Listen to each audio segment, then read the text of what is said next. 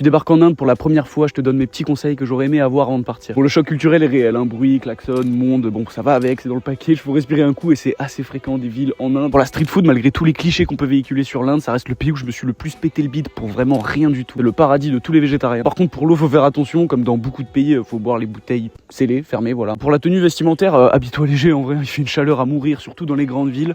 Après respecte la culture, juste épaules et jambes couvertes. Pour les femmes, moi je suis trop fan de leur sari, c'est la tenue traditionnelle là-bas.